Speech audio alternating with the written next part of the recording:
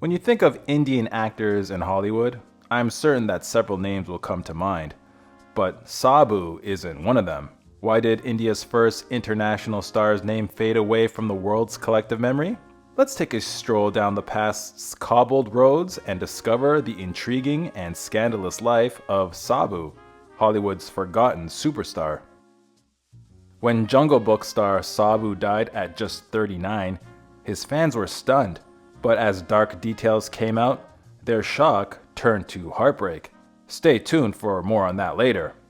Sabu may be the name that gained fame, but it wasn't what Sabu's parents named him when he was born. His real name was actually Selar Sabu, while Destiger was his older brother's name. Sadly, the reason for Sabu's name change stems from a horrific family tragedy. Buckle up and away we go. Sabu's mother passed when he was only a young boy, leaving his father to provide for the family.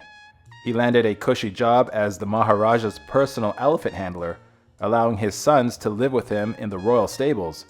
Born in 1924, Sabu developed a natural affinity to the elephants and spent his days helping his father handle them. Little did he know what life had in store for him. Things took a tragic turn for Sabu when he was just 9 years old. His father passed, leaving him and his older brother all alone. His mother had passed earlier. The Maharaja allowed the boys to continue living at the stables, as long as they took care of his elephants. They spent the next 3 years doing just that, when fate intervened in the most unexpected way. Perhaps at that point, if someone told Sabu he'd be an international movie star one day, he wouldn't have believed it. He probably envisioned staying a mahout for the rest of his life. But the universe had other plans.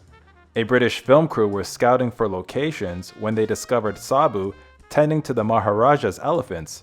It was destiny. Can you guess the name of the film the crew was searching a location for?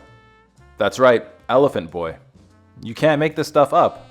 There's some confusion as to whether the cameraman spotted Sabu or the scriptwriter, but in the end it doesn't really matter. He entranced the crew with his natural charm and impish grin.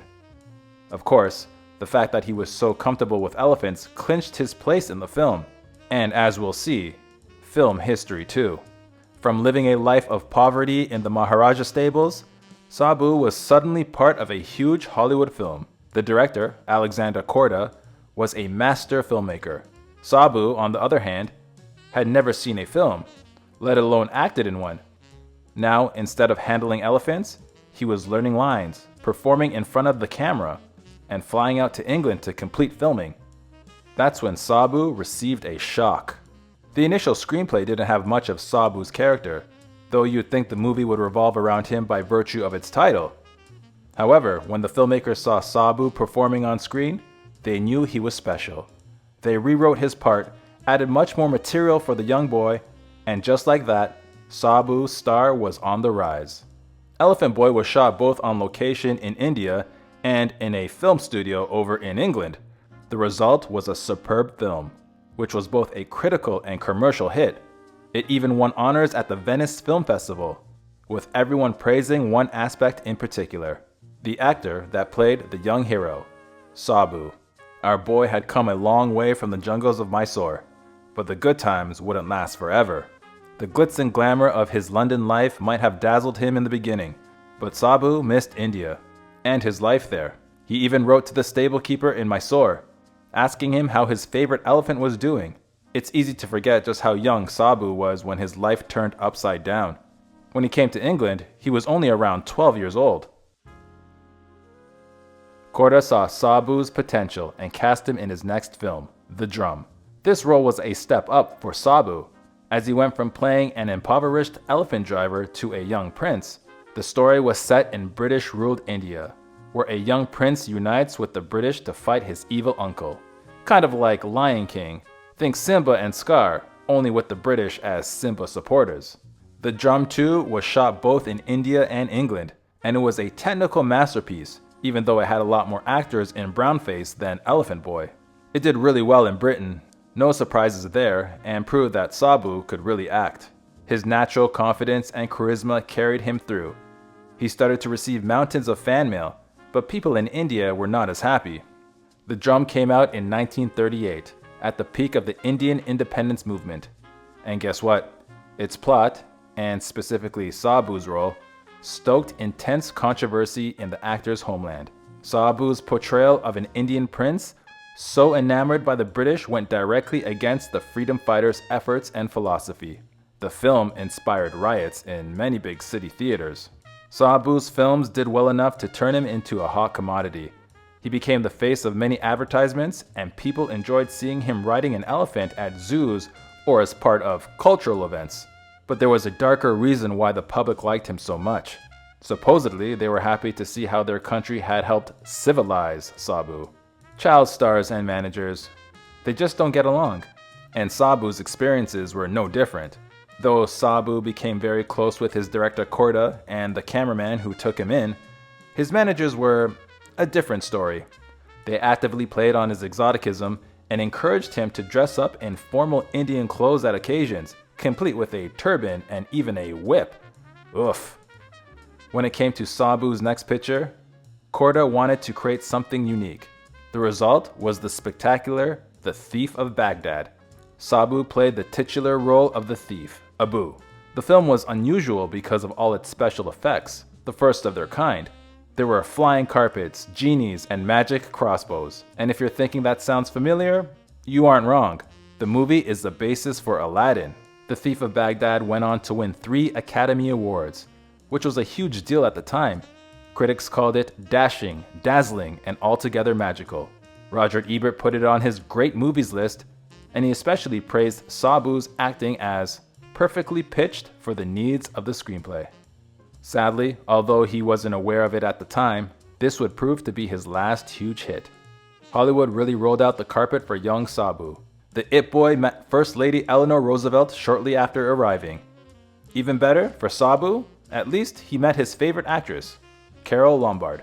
It was clear Sabu had a mega crush on the glamorous blonde, and the two evidently became friendly. They'd ride Lombard's scooter together, but might there have been more than just friendship at work?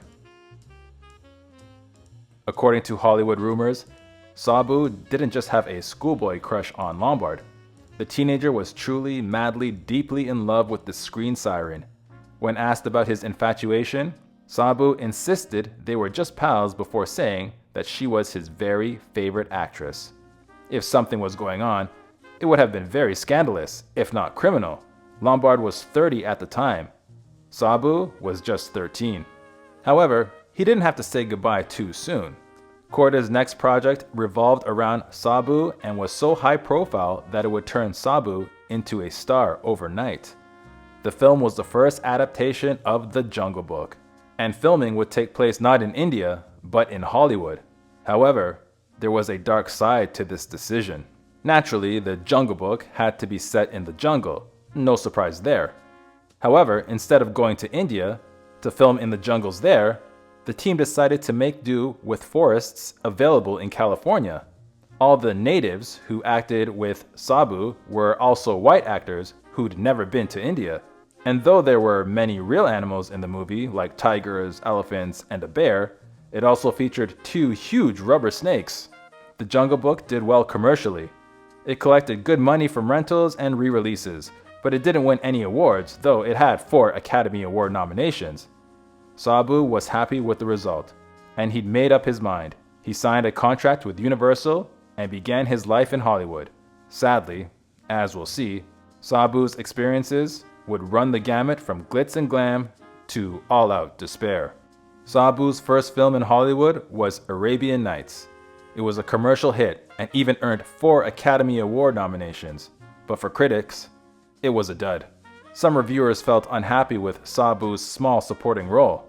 David Lardner of The New Yorker complained that the industry was wasting his potential by giving him weak roles since Elephant Boy. His next 2 films were nothing to talk about. Both White Savage and Cobra Woman had the same exotic theme, and Sabu had similar roles of the hero's sidekick and comic relief in both. Perhaps he felt the monotony himself, so he decided to take a short break from films. But he had no plans to relax. In fact, his next act was the definition of danger. Sabu knew there was no easy way to become an American citizen, so he chose the quickest and most direct way he could find. He enlisted. World War II hadn't ended, and America needed all hands on deck. So Sabu, who had always been interested in flying, began training as a heavy bomber gunner. He flew 42 combat missions and was as good an officer as actor. However, there's a heartbreaking side to this story too. Shortly before he enlisted, a journalist once asked Sabu who he thought would win World War II. Apparently, the boy's face immediately darkened and he assumed the aspect of a much older man. He gravely said, "No one." And so while Sabu enlisted to gain citizenship and by all accounts was a highly skilled and decorated soldier, it's safe to say he had reservations about his role in the combat. Sabu tried to make a comeback in films only to discover a heartbreaking reality. The audience just wasn't into the same kind of films he'd been a part of, and filmmakers didn't give him the option to shake off his stereotype. Hollywood didn't seem to have space for him. His next few films were considered mediocre. And then one project stood out for a surprising reason. Sometimes the best things happen when you least expect them. Sabu was filming Song of India in 1948 opposite Gail Russell when she got sick. The up-and-coming actress Marilyn Cooper came to fill in for Russell for a few days. It was love at first sight for Sabu. He fell head over heels for Cooper. After a whirlwind romance, 24-year-old Sabu and his lady love Marilyn Cooper tied the knot. In fact, they were so head over heels for each other that they got married within the same year of their first meeting. With such a compelling behind-the-scenes love story, you'd think that Song of India, the movie that Sabu and Cooper co-starred in, would have been a smash hit. Well, unfortunately, you'd be wrong. The movie was a total flop. And sadly, just as Sabu's personal life triumphed, his professional life hit rocky waters. While his Hollywood films in the late 40s were nothing to write home about, Sabu did manage to salvage something out of the period by traveling to Europe and working in some relatively better films there. Critics appreciated both The End of the River and Black Narcissus and praised Sabu for turning in solid performances. Sabu was happy with Cooper. However, soon after their wedding, controversy reared its ugly head to make trouble in his otherwise peaceful home life. It appeared as if Sabu had a secret in his past. A dancer, Brenda Marian Jalayer, who worked with Sabu on Black Narcissus, filed a paternity suit against him. She claimed he was the father of her daughter, Michaela, and her case held water. The girl was born in 1948, just a year after the film wrapped up. Awkwardly, this was also the same year that Sabu married Cooper. Do I sense a courtroom drama brewing? While the jury ruled in Sabu's favor initially, an appeals court ordered a new trial. Evidently, Jalayer was standing her ground and digging in her heels. The new trial lasted an entire year before Sabu decided to change tactics. In the end, the actor agreed to an out-of-court settlement. And the details of that settlement? Well, let's just say they're very telling. While Sabu didn't explicitly admit that he was Cooper's baby daddy, the actor did agree to some pretty suggestive terms. He pledged to pay for Jalayer's costs and to provide child support until Michaela turned 21. Since Jalayer had recently tied the knot herself, and her husband wanted to adopt the child, she was happy with this outcome. So was Sabu the dad? Your guess is as good as mine. Sabu may not have admitted to being Michaela's dad, but he soon welcomed 2 children with his wife. Jasmine Sabu grew up to work in films too, but as a screenwriter and animal trainer. Tragically, she passed at the age of 44 in 2001. Paul Sabu was born 3 years after Jasmine and is an Emmy-winning singer-songwriter. Sabu had certainly achieved the American dream. He was one of the richest stars in Hollywood in the late 40s and 50s. He was the first Indian to get a star on Hollywood's Walk of Fame, and he was friends with President Reagan. Sure, his film career was dwindling, but he was trying to revive it, and who knows? It just might have picked up if fate didn't deal another cruel blow at him. Remember Sabu's older brother who came with him from India? The 2 boys had always been very close, with Sabu depending on his older sibling to manage his career. The 2 also managed a furniture store together. Unfortunately, disaster struck when a young boy broke into the shop planning to pilfer some money that he'd seen Sabu's brother bring in. Little did the boy know, this decision would change everything. Sabu's brother resisted the attack, leading the young boy to panic and shoot him. Tragically, Sabu's brother passed on the spot. The horrific and violent loss left Sabu completely devastated. And unfortunately, fate wasn't through with the star just yet. Soon enough, Sabu encountered even more drama in his personal life. His house caught fire, but that was just the beginning of another nightmare. The authorities quickly caught the arsonist, and the man soon admitted that he'd indeed set the house on fire. However, when it came to why he lit the flame, the man's answer had everyone's jaw on the floor. Shockingly, the arsonist claimed that he had burned down Sabu's home as part of a conspiracy. The man claimed that Sabu's friend asked him to light the fire. And that wasn't all. He also claimed that the friend didn't want to harm Sabu. No, the opposite. The friend saw that Sabu needed the insurance money and decided to help his buddy out. And the scandal wasn't over yet. At first, it looked like the plan went well. The insurance company paid Sabu's claim, giving him a much-needed windfall. However, after the revelations about the real cause of the fire came out, all Sabu's cash disappeared. The insurance company realized that they'd been the victim of a fraudulent scheme, and they sued the legendary Indian actor with all their might. Had it ever crossed Sabu's mind to try his luck in India? Perhaps it hadn't, until the day he woke up to a surprise offer from an Indian director.